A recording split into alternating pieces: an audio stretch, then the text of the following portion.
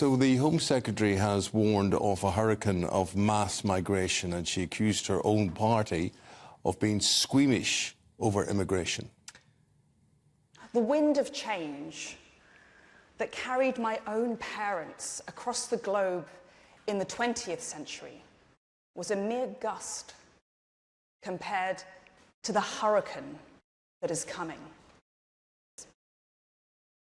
Let me tell you, our country has become enmeshed in a dense net of international rules that were designed for another era.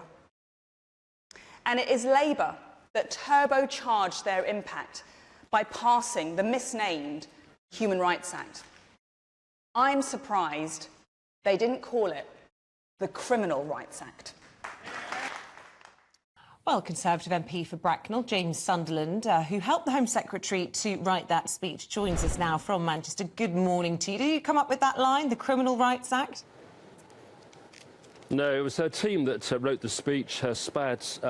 Clearly, it was rehearsed yesterday, it was refined yesterday, but the final words are very much hers. The danger is, I suppose, James, when you put together a speech, and it has to be crafted and you have to know what your audience is, of which between you all do very well. But is the danger that the hurricane that's coming, the winds of change, all that, those words get the headlines, and maybe there are other messages that you didn't quite get out there? Is there anything that you would wish that we were concentrating on today as opposed to that line? Eamon, it's a very fair point, of course. She spoke for about 20 minutes yesterday. It was a very good speech. She's a conviction politician. Her team are very supportive of her, and her style is her style. But there is, of course, a danger that the media will pick up on elements of that speech. But what I would say to you is that her style and her language is her own. And as the Home Secretary, she's very well informed on these issues, and she's absolutely right to bring them to the fore of public opinion. I mean, she was trying to sort of conjure the winds of change, but lots of people saying it was a bit more rivers of blood and taking offence that this wasn't radical, it was racist. No, I think the whole point was that, you know, things are racist against her. She made it quite clear that she's been attacked and demonised in the media.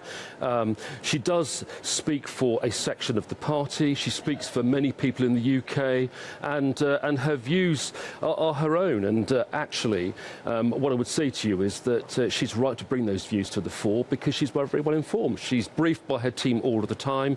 She meets chief constables, she meets police and crime commissioners, she's with Border Force all of the time. And you only have to look at what's happening in southern Italy right now to realise that there is some truth in what she's saying.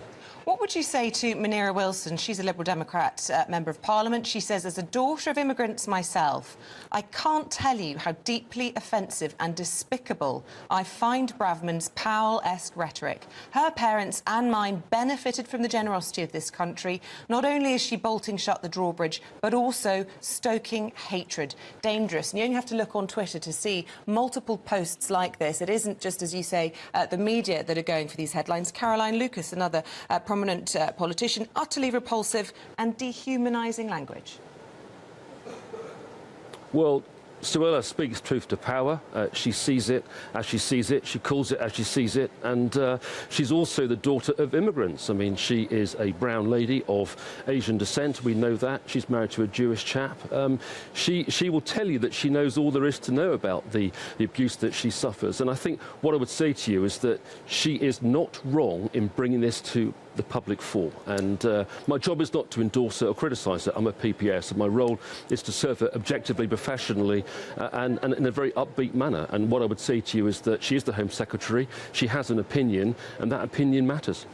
James, what do you want to hear from your Prime Minister today, and in what language? How firm should he be? There is a danger that he keeps talking about he wants to fix Britain, and critics are saying, yeah, but your party has been in charge for 13 years. You're only fixing things that you yourselves have put wrong.